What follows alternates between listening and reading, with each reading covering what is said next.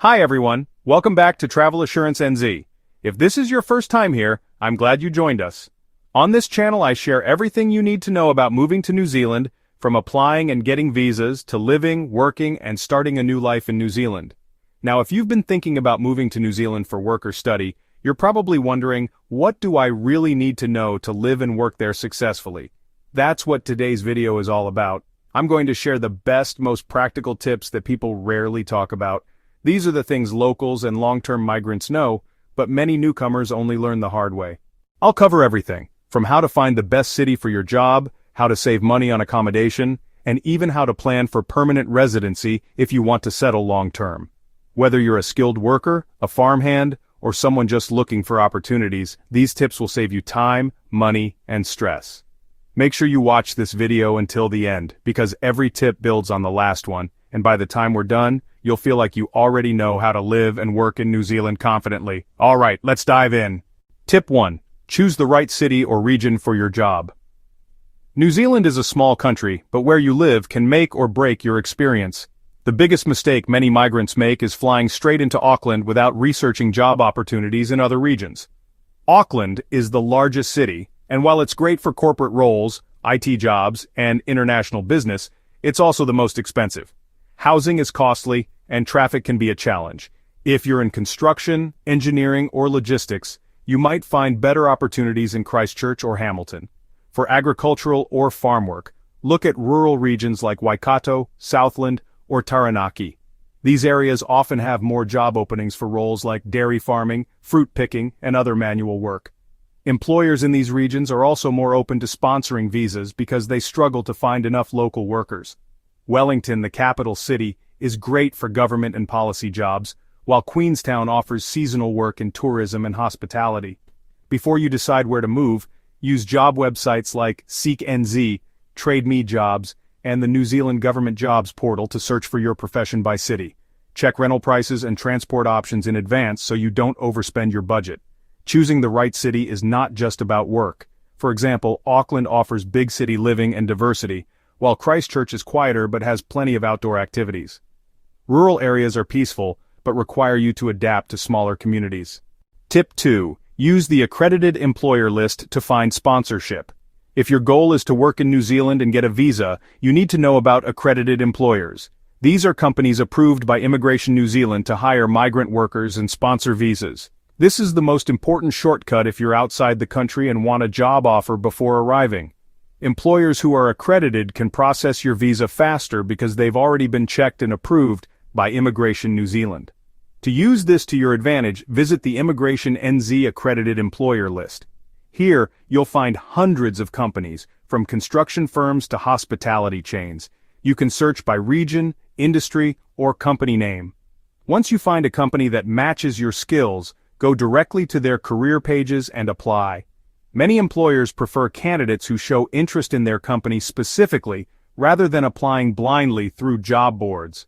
For example, major companies like Fonterra for dairy farm jobs, Silver Fern Farms for meat processing jobs, and Ryman Healthcare for aged care jobs often hire foreign workers because of shortages in their industries. The Accredited Employer Work Visa, AEWV, makes this process smoother. If your role is on the green list, you may even qualify for residency after working in New Zealand for a certain period. Don't waste time applying to companies that aren't accredited. Focus on those who already sponsor workers. This will save you months of effort and increase your chances of success. Quick one. If you're enjoying this video, don't forget to hit that like button, subscribe, and share this video with anyone you know who's thinking about coming to New Zealand. Let's continue. Tip 3. Accommodation hacks that locals use. Finding accommodation in New Zealand can be tough, especially in popular cities. Rent prices are high and properties can go quickly, but there are ways to make this easier. First, start with Trade Me Property, New Zealand's most popular website for rentals. Set up alerts for your preferred areas, so you're notified the moment new listings go live. Facebook also has rental groups where locals share listings before they hit the market. If you're on a budget, consider flatting, which means sharing a house or apartment with others. It's common in New Zealand and can save you hundreds of dollars a month. Websites like NZ Flatmates and Facebook flatting groups are great places to look. When you apply for a rental, be ready with documents, proof of income or job offer, references, and identification. In competitive cities like Auckland and Wellington, having these documents ready can help you secure housing faster. Another option is to start with short-term accommodation, like Airbnb or hostels, and search for long-term housing after you arrive. This way, you can view properties in person and avoid scams. New Zealand also has strict rules for rental properties, including insulation and heating requirements, which means homes are generally safe and livable. But always check if the house feels warm and dry, especially if you're moving to the South Island where winters can be cold. A good home will make your move much smoother and help you settle in quickly. Tip 4. Transport realities no one tells you. Public transport in New Zealand is decent in cities like Auckland and Wellington, but in most other regions, you'll need a car. If you're planning to work in rural areas or small towns, reliable transport is essential. Buying a used car in New Zealand is relatively simple. Websites like Trade Me Motors and Turner's Cars list thousands of vehicles. Always check for a warrant of fitness, WOF, and registration, which shows the car is roadworthy. Driving in New Zealand is straightforward, but remember, traffic flows on the left-hand side of the road. If your license isn't in English, you'll need an official translation or an international driving permit.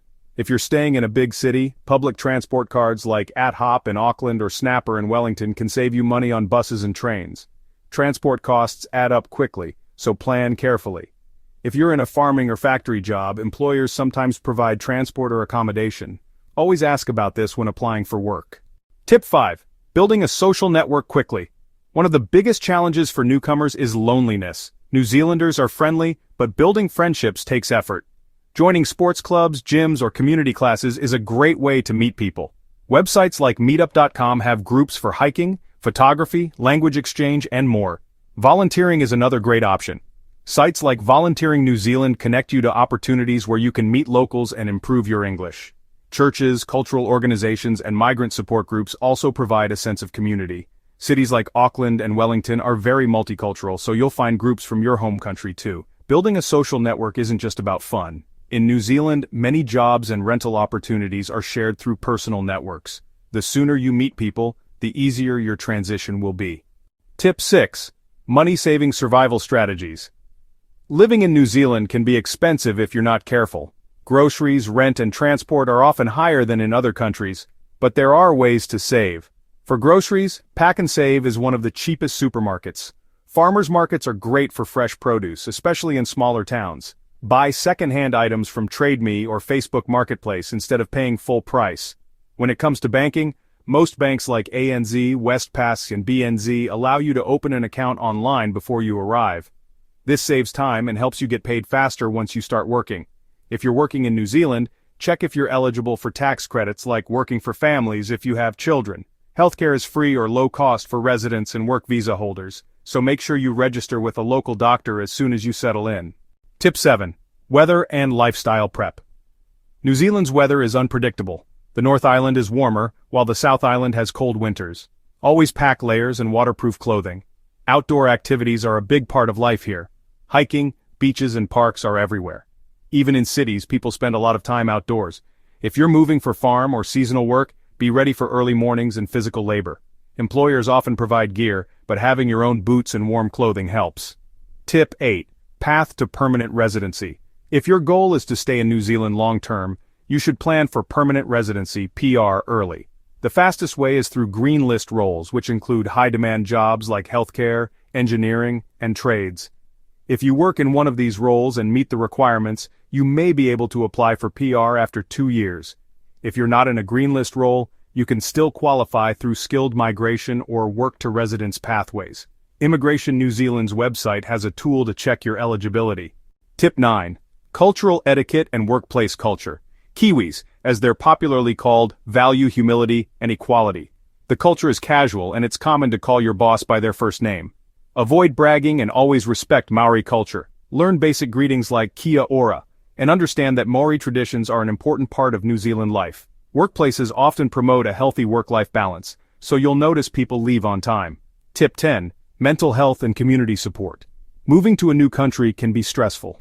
New Zealand has great mental health resources like 1737, a free mental health hotline. Migrant organizations like Citizens Advice Bureau and Settlement Services offer free help with housing, jobs, and paperwork. You're never alone here. Help is always available. And there you have it. Practical, honest, and insider tips for living and working in New Zealand. Whether you're coming for farm work, a corporate job, or just a fresh start, planning ahead will make all the difference. New Zealand is an incredible country, full of opportunities. If you choose your city wisely, use accredited employers, and build a solid network, your life here can be both exciting and rewarding. I'll add links to everything I mentioned, job websites, immigration resources, and community support services, in the video description so you can start your research today. If you found this video helpful, please like, subscribe, and share this with anyone you know who's thinking about coming to New Zealand. It helps this channel grow and lets us make more videos to guide you. Thanks for watching, and I'll see you in the next video.